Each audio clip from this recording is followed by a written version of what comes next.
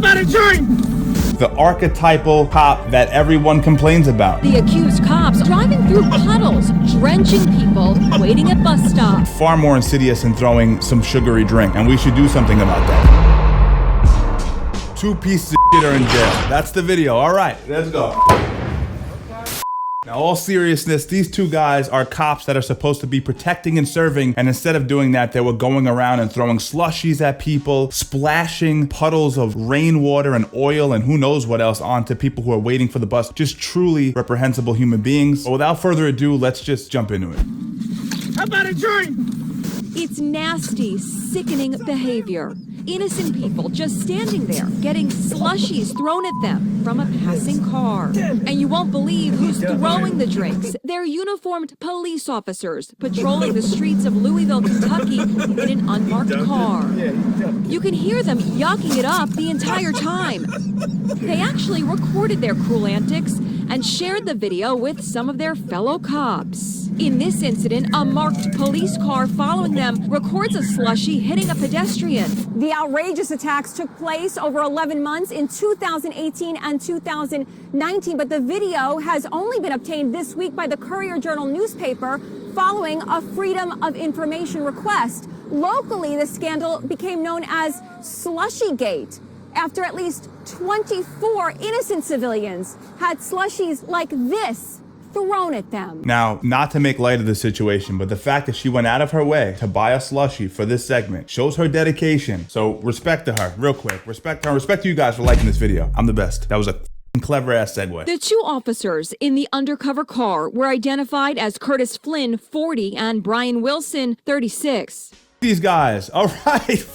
These guys, quite honestly, the archetypal cop that everyone complains about. You know, you think about bad press when it comes to police officers, you think about these 2 guys. Just zoom in on Curtis Flynn's face, for sake. This guy's a walking stereotype. They were members of an elite undercover drug task force. Both have pled guilty. Flynn was sentenced to 3 months. Wilson got 30 months. And it wasn't just slushies. The accused cops also seem to take pleasure in driving through puddles, drenching people, waiting at bus stops. And heartbreaking. Now, the reason this really grinds my gears is because I think of like an older lady, someone who's down on her luck, happens to be living a life based purely on circumstance, and then these 2 guys come out of nowhere and do that. It's quite honestly evil behavior. The mayor of Louisville says the culture of the police department has changed, and something like this could not happen again. We've improved focus on supervision. Incidents like that will not be tolerated. Unsettling sociopathic behavior, disgusting and downright chilling. I think he summed it up perfectly. This is sociopathic behavior. Someone who has no empathy at all for other people. You don't know who you're throwing that stuff at. Also, you're 40 years old. You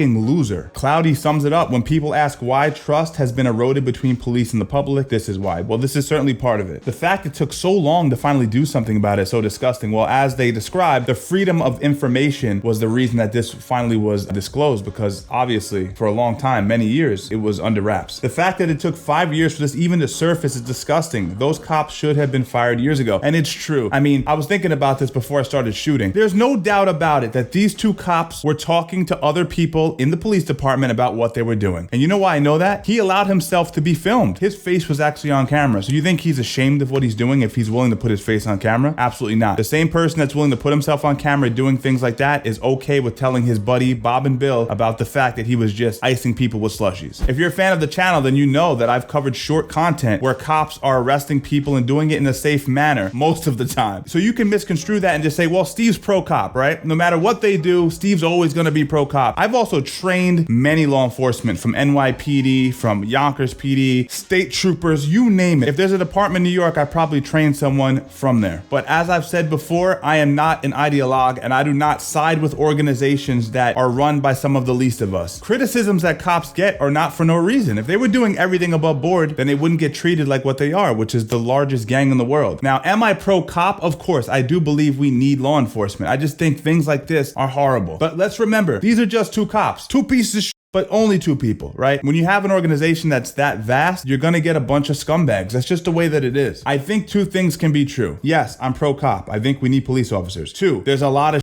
police officers, and we should do something about that. And leadership, one more thing, leadership is weak within most police forces, and it needs to be addressed. When your leaders are weak, you're gonna get away with this kind of prejudice. All right, I wanted to keep digging because what was stated was that one cop got 3 months and the other cop got a slew of months. So why is there a difference? So I went to the justice.gov site, United States Attorney's Office for the Western District of Kentucky. And what I found on the website was far more insidious than you can imagine. 2 former LMPD officers sentenced today for conspiracy to violate civil rights, and one also sentenced for cyber stalking conspiracy. Now, for whatever reason, Inside Edition decided to leave out the cyber stalking part, which to me is probably one of the most relevant things that we can talk about. This is a true subversion of power. Wilson was also sentenced today in a separate case for his criminal conduct in engaging in a conspiracy to commit cyber stalking. Okay, so you're probably saying, cyber stalking. According to court documents in Wilson's second case, between September and October 2020, used an electronic communication service to stalk and extort young women online. As part of the conspiracy, Wilson, in some instances, using his access to law enforcement databases to facilitate the crime. Wilson contacted the women via text message, threatened to publish the stolen compromising photographs and videos to their family, friends, and co-workers unless they provided him with additional compromising material, and in some instances did publish the compromising material. What a piece.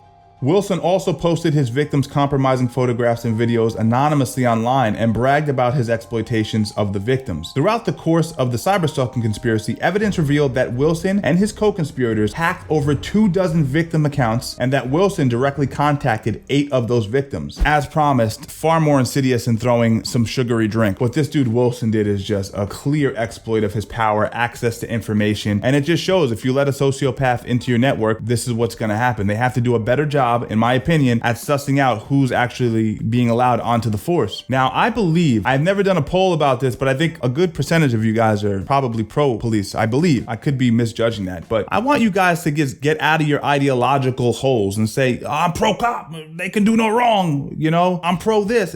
Stop the pro stuff. Stop with the pro stuff. We need police. I agree. These guys are scumbags, and there's also a lot of scumbags. There's a lot of scumbag attorneys. There's a lot of scumbag content creators and streamers. There's scumbags everywhere that exploit people, take advantage of people, dox people. This is just happening in the police force. And I think it hurts a little bit more because they're supposed to protect us. I'll draw a parallel between our parents, right? Your parents are supposed to take care of you, protect you, feed you. And when they neglect you and take advantage of you, we hate them, right? We hate those kinds of parents. And I think there's a little bit of a psychological comparison that can be made there. Me personally, I'm just happy that these two are finally in jail. And unfortunately, it took 5 years to get done. I mean, this was happening before the pandemic, which is kind of crazy, but luckily everything's squared away. And the good thing about it is these guys are now in their 40s and they're not going to be able to recreate themselves. They're not going to be able to get on the law enforcement. And if they don't have any skills, which I'm assuming they don't, they're a bunch of sociopathic weirdos, likely they'll live dismal lives for the last few decades. As always, I want to thank you guys for taking the time to check out the video, leaving a like, and supporting the channel. As most of you know, if you've been around here for a while, I have a newsletter which focuses on discipline, habits, getting yourself vice-free, and just bettering yourself. And I believe the answer to a lot of these systemic issues and organizational issues is to better the individual. If you have a bunch of dope people working for an organization, it's gonna be a pretty dope organization. But when you have these weirdos, grifters, sociopaths leeching into different sectors of our society, you're obviously gonna have an eroded society over time. So I spend a lot of my time focusing on the individual. Email is the best way to get a hold of me. So if you get a newsletter from me and you respond to it, I will respond 100%. And if you stuck around to the end of this video, then likely you enjoyed it. So check out the next video that's on the screen now.